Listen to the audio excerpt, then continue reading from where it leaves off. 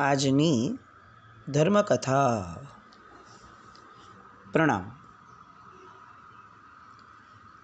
હેમરાજ શેઠ અને જતીજી, આ બંનેના મિલનથી જે શરૂ થઈ હતી કથા, એ કથા આજે એના અંતિમ પરિણામ સુધી પહોંચવા માટે તત્પર થઈ રહી છે. ચારેકોર હેમરાજ શેઠ આવે છે, હેમુ આવે છે. એની વાતોના કારણે લોકોની અંદરમાં એક અજબ ગજબની ઉત્તેજના એ ઊભી થઈ ગઈ છે. યુદ્ધને ઉત્તેજિત કરે એવી રણભેરીઓ વાગી રહી છે. અશ્વોના થનગનાટ ભર્યા પગલાથી જાણે દિશાઓ કંપાયમાન થતી હતી. મદહોશ બનેલા હાથીઓ એ પ્રચંડ ચિત્કારોથી જાણે જંગલોને આર્તનાદ કરી ઉઠતા હતા. ધૂળ ને ધુમાડાની ડમરીઓથી આકાશ આંધળું થઈ રહ્યું હતું. હર્ષોન્મત્ત સૈનિકોના ખુશીના પોકારથી આકાશનો ગુંબજ જાણે ફાટ ફાટ થઈ રહ્યો હતો. આવી પરિસ્થિતિ, કારણ કે હેમરાજ શેઠ આવી રહ્યા હતા. જે વિદ્રોહીઓ હતા એ બધા વિદ્રોહીઓ ખતમ થઈ ગયા હતા, અને હવે જે બચ્યા હતા એ બધા જ હેમરાજ શેઠના આગમનથી એટલા બધા થનગની ગયા, એટલા બધા ઉત્સાહિત થઈ ગયા છે કે એમને હવે દિલ્હીની ગાદી એ જાણે હાથ વેતમાં લાગી રહી છે. બધા જાણતા હતા કે હજી તો ઘણા યુદ્ધો બાકી છે અને કપરા યુદ્ધો બાકી છે. એમને એમ કંઈ ગાદીઓ હાથમાં આવે એવી શક્યતા નથી. આ કંઈ ઈશ્વરીય ભેટ નથી કે ચાલો આ આપણને મળી જશે હાથોહાથ. પણ સેનાપતિ તરીકે જ્યાં સુધી હેમરાજ શેઠ છે ત્યાં સુધી કંઈ જ અશક્ય નથી. એ વાત એ લોકો પણ જાણતા હતા. વાઘ સાથે કુસ્તી કરે એવા અફઘાનો એ આજે હેમરાજ શેઠની નિશ્રાની અંદરમાં, એમની આગેવાનીની હેઠળમાં પોતાને ખરા વાઘની જેમ ફરીથી સમજવા લાગ્યા હતા. અને હેમરાજ શેઠ હવે પોતાના સૈન્યને બરોબર તૈયાર કરે છે. બક્સરિયા લોકો, રોહિલા લોકો, પૂરબિયા લોકો, રજપૂતો, જાટ, મારવાડીઓ,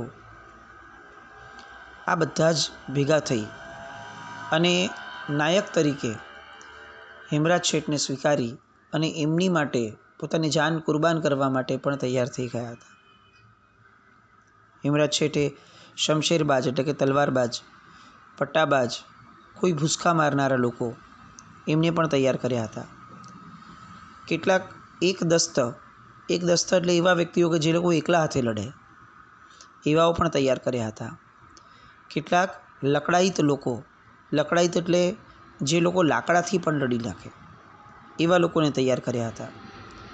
ચોરવા લોકો, ચોરવા એટલે જે નાની ઢાલ રાખી અને લડે એને ચોરવા કહેવાય. બંધોલી એટલે કે વાંકી મૂઠવાળા તલવારવાળા, જે તલવારને પકડવાની મૂઠ વાંકી રાખવાની હોય એવી તલવાર પકડીને જે લડે એ બંધોલી કહેવાય. કોઈ પહેરાઈત કહેવાય. પહેરાઈત એટલે જે લોકો મોટી ઢાલ લઈને લડે એ બધા પહેરાઈત કહેવાય. ગોફણિયા કે જે લોકો બેચકીની જેમ બોમ્બ વગેરેથી ગોફણ છૂટે અને એવી રીતે સામા સૈન્યનો કચ્ચરઘાણ બોલાવી દે, એવા લોકો પણ હતા. આ અલગ અલગ પ્રકારના લડવૈયાઓ એને હેમરાજ શેઠે તૈયાર કર્યા. કયા સમયે કયો લડવૈયો કામ કાઢશે એ બધું જ જ્ઞાન હેમરાજ શેઠને હતું. અને સૌથી મહત્ત્વની વાત એ હતી કે આ હેમરાજ શેઠની નીચે લડતો વ્યક્તિ એક ક્યારેય જાતભેદની એક પણ વસ્તુ યાદ નહોતો રાખી શકતો. એ ત્યારે ફક્ત અને ફક્ત એક યોદ્ધો બની અને એક રસ થઈ જતો. પછી આર્ય હોય, યવન હોય, રજપૂત હોય, અફઘાન હોય, કોઈ પણ હોય, પણ સેનાપતિ તરીકે, યુદ્ધપતિ તરીકે જ્યારે હેમરાજ શેઠ છે ત્યારે બધા જ યોદ્ધાઓ એ પોતાની જાતભાત ભૂલી જતા. હવે અહીંયાથી જુનાગઢના સિંહાસન ઉપર આદિલ શાહ જે બેઠો હતો, જે પોતાની શ્રેષ્ઠતમ ગાદીઓ બધી જ ગુમાવી બેઠો હતો એ આદિલ શાહ જાહેરાત કરે છે પોતે જ કે હેમુજી આવી ગયા છે. વજીરે આઝમ અને સિપે સાલાર એવા હેમરાજ શેઠનો જય હો. આ આખો જયકારો એ જાણે ગુંજી ઉઠે છે અને હાથીના હોદ્દા પરથી ગરજારવ કરતા હોય એવા હેમરાજ શેઠ એ બધા જ યુદ્ધોને હવે જીતવા માટે કાળમુખ થઈ અને જુનાગઢથી આગળ વધે છે. સેના આખી એમની પાછળ થાય છે. ઇબ્રાહિમ ખાન એણે ઓલરેડી સિકંદર ખાન પાસેથી દિલ્હી લઈ લીધું હતું. સિકંદર ખાન પાસેથી દિલ્હી હુમાયુએ લઈ લીધું હતું. હવે દિલ્હી મોગલોના હાથમાં હતું. પણ આ ઇબ્રાહિમ ખાન જે છે એ પંજાબના ડુંગરોથી હજી પણ આ દિલ્હી મેળવવા માટે હવાતિયા કરતો હતો. એટલે સૌથી પહેલી જે યુદ્ધની નોબત વગાડવાની હતી એ પહેલાં ઇબ્રાહિમ ખાનથી શરૂઆત કરવાની હતી. સૌથી છેલ્લો હુમલો એ દિલ્હી પર થશે એવું આ હેમરાજ શેઠના વ્યૂહરચનામાં હતું. કારણ કે જ્યાં સુધી આપણે આજુબાજુના પ્રદેશને ખૂંદી ન લઈએ, જીતી ન લઈએ, ત્યાં સુધી કેન્દ્રને ન જીતવો જોઈએ. આ વાત જે ચાણક્યએ ભૂલ કરી હતી એ ભૂલ હવે હેમરાજ શેઠ કરવા માંગતા ન હતા. એટલે આગના અવતાર બની અને જાણે પ્રલયનો પૈગંબર છે એવી રીતે હેમુજી એક રાત અને એક જ દિવસની અંદરમાં અવનવી બંદોબસ્તની યોજનાઓ કરી, વ્યવસ્થાઓ કરી. મધરાતે જ એમની સેના દ્વારા એમણે આગેકૂચ કરાવડાવી અને ચિત્તાની કોનેથી રસ્તો કાપતા કાપતા આ સેનાએ એકાએક ઇબ્રાહિમ ખાનની સેના જ્યાં હતી ત્યાં એ સેનાને આંતરી લીધી. આ દુશ્મનની બુદ્ધિ એ વિચાર કરવા માટે પણ એને પળભર નહોતું આપ્યું કે અચાનક શું થયું.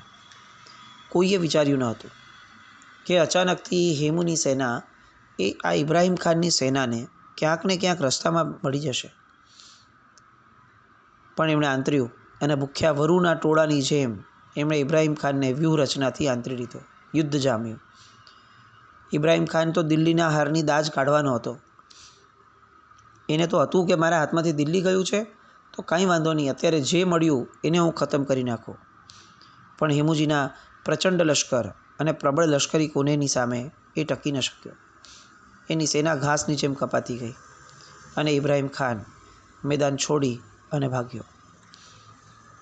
પણ એને ભાગતો જોયો અને હેમરાજ શેઠે તરત બૂમ પાડી, ઇબ્રાહિમ ખાન, એને જવા ન દેશો, એને પકડી લો.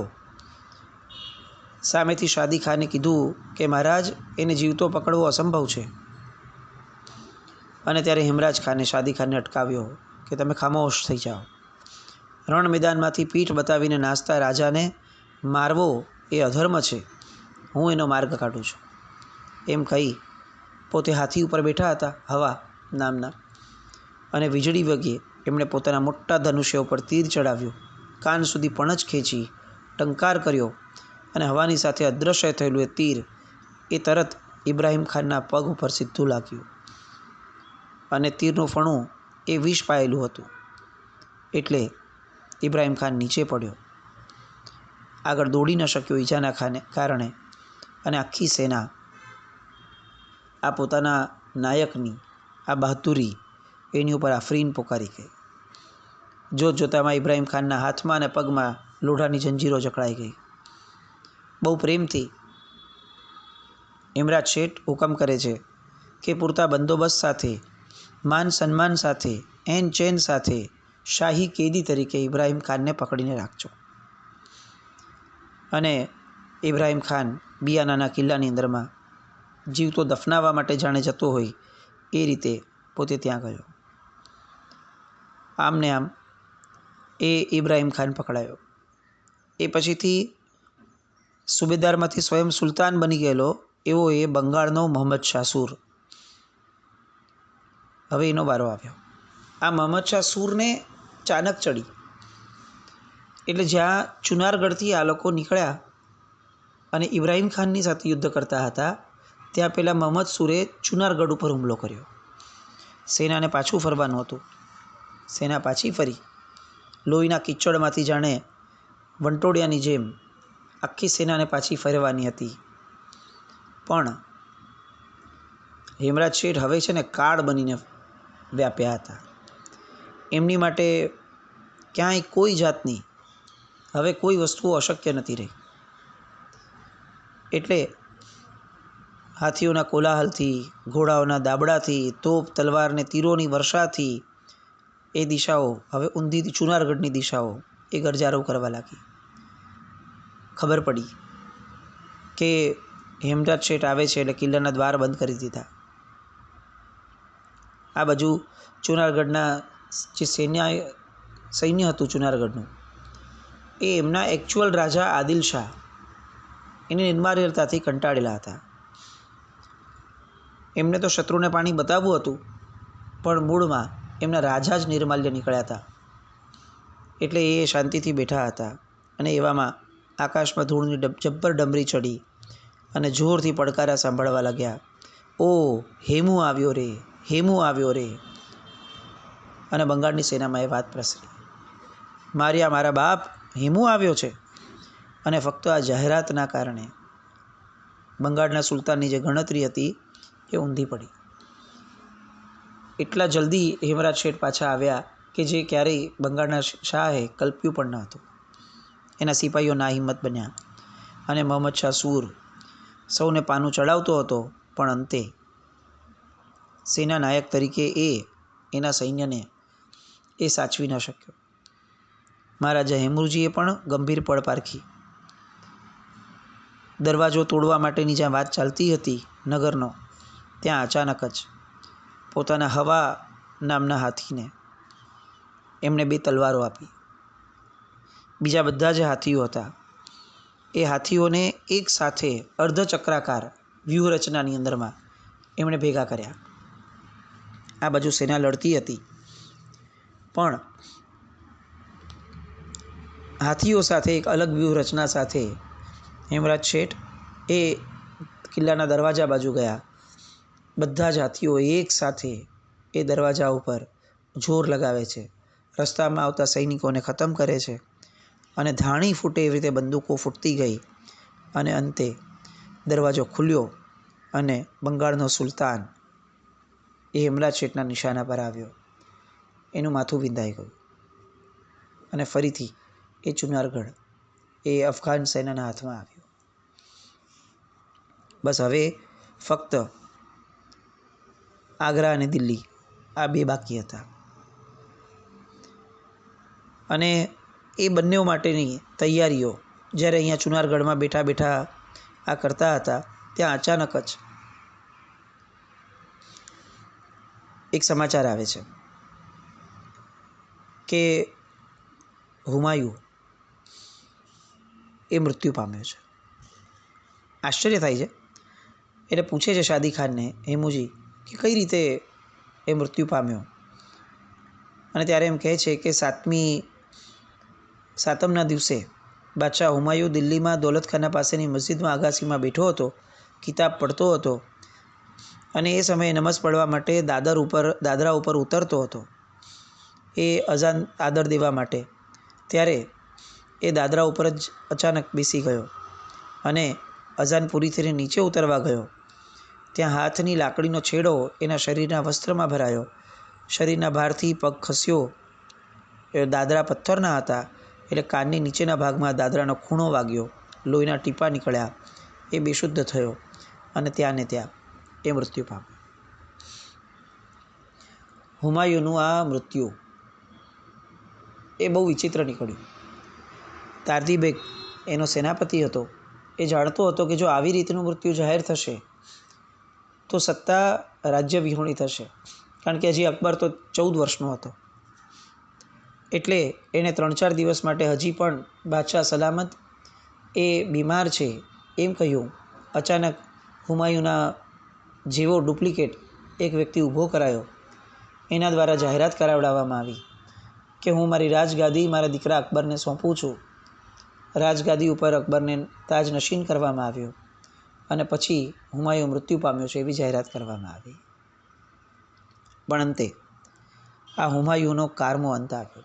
એના જ્યોતિષ, એની બધી જ્યોતિષ વાણીઓ, એની અગમવાણીઓ આ બધી જ અંતે એવી રીતે ધૂળમાં પડી કે જે એક યોદ્ધાને છાજે એવું મૃત્યુ પણ એને આપી ન શકી. સમાચાર મળ્યા અને છેવટે હેમુજીએ એને પણ આદરાંજલિ આપી. પોતે જ્યાં બેઠા હતા ત્યાં કે ભાઈ ભલો આદમી હતો, નેક હતો, પણ બંધુ પ્રેમની અંદરમાં પોતે ખુવાર થઈ ગયો. ઈશ્વર એના મહાન આત્માને શાંતિ બક્ષો. આ એક યોદ્ધાને છાજે ને એવી આ પ્રકૃતિ છે. આપણે ત્યાં યુદ્ધ પણ પર્યાયથી કરવાના હતા. યુદ્ધના કારણો એ યુદ્ધ સુધી બરાબર સીમિત હતા, પણ યોદ્ધાની સાથે વેર કરવું એ આપણે ત્યાં જરા પણ આપણે ત્યાં એક્સેપ્ટેડ ન હતું. એક શ્રાવક તરીકે આ હેમરાજ શેઠ જેટલું શીખ્યા હતા એટલું આપણે કદાચ ઘરમાં રહીને પણ શીખી શકીએ ને, દેરાસરમાં રહીને પણ શીખી શકીએ ને તોય ઘણું લાગે.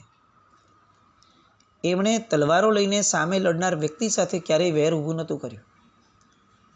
અને આપણી પરિસ્થિતિ આજે આ છે કે ઘરમાં જેમની સાથે રહીએ છીએ, સંઘમાં જેમની ભેગા રહીએ છીએ, આપણે એમની માટે પણ કોઈક પર્યાયના કારણે ક્યાંક કોઈ નબળું નિમિત્ત મળ્યું હોય તો નબળા નિમિત્તને દૂર કરવાના જગ્યાએ આપણે સીધું એની સાથેનું વૈમનસ્ય ઊભું કરી દઈએ છીએ.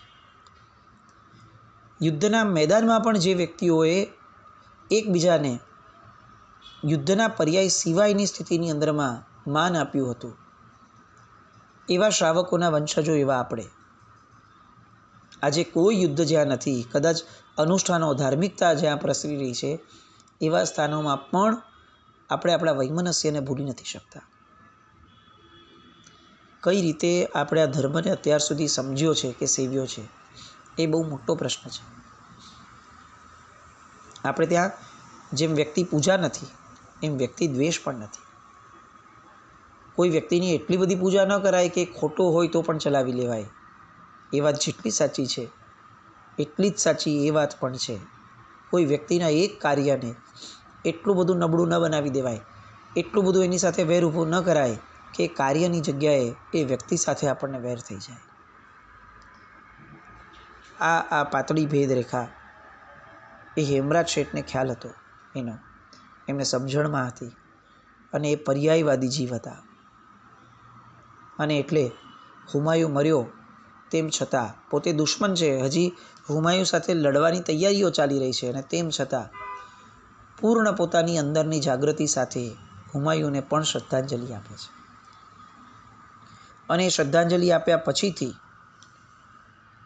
એ જ મુગલો સામે લડવા માટેની પોતાની બધી જ તૈયારીઓને ન્યાય આપવા માટે પણ એ માનસિક રીતે સક્ષમ હતા. આટલી બધી પર્યાયની સ્પષ્ટતા સાથે આપણા શ્રાવકો એ આ યુદ્ધો લડ્યા છે. હવે અહીંયાથી આગળ વધવાનું હતું. આગળ વધતા પહેલાં આખું સૈન્ય ભેગું થાય છે. બધાને ખબર છે કે હવે આવતીકાલે સવારે આગ્રા અને દિલ્હી આપણે જઈ અને યુદ્ધ જીતવાનું છે. પણ આજે રાત્રે બધા ભેગા થાય છે, અને રાત્રે ભેગા થઈ અને હેમરાજ શેઠ પાસે શાદી ખાન લીડ લઈને આવે છે અને કહે છે કે સાહેબ, સૈન્યની અંદરમાં એક બહુ જ મોટી વાત ચર્ચાએ ચડી છે. આખા નગરમાં ચૌરેને ચોટે આ વાત ચાલી છે. પૂછ્યું કે એવું તો શું છે? અને કહે છે કે જો પેલો આદિલ શાહ એ અમારો નાયક બનવાનો હોય તો અમારે યુદ્ધ લડવું જ નથી. આ યુદ્ધ તો જ લડવાશે જો અમારા નાયક તરીકે એક એવો વ્યક્તિ બેઠો હોય કે જે વ્યક્તિ એ અમારા સત્વને, અમારી હિંમતને, અમારા પરાક્રમને ન્યાય આપી શકે. અને બહુ સ્પષ્ટતા સાથે વાત કરે છે કે સાહેબ, લઈ લો સિંહાસન, જોઈ લો કે એક પણ અફઘાનનો બચ્ચો આપના શબ્દની પાછળ જાન નોછાવર કરવા માટે તૈયાર છે કે નહીં. મરહુમ શાહ શેરશાહનું સ્વપ્ન પૂરું પાડનાર આજે બીજો કોઈ માડી જાયો અમારી નજરે પડતો નથી. બસ એ આપ જ છો. હેમરાજ શેઠ ના પાડે છે કે એવું કેમ કરવું મારે. જ્યાં સુધી આદિલ શાહ જીવતો છે, આદિલ શાહ પોતાની મેળે બોલતો નથી, ત્યાં સુધી હું કંઈ એની માટે રાજગાદી માટે યુદ્ધ કરવા નથી આવ્યો.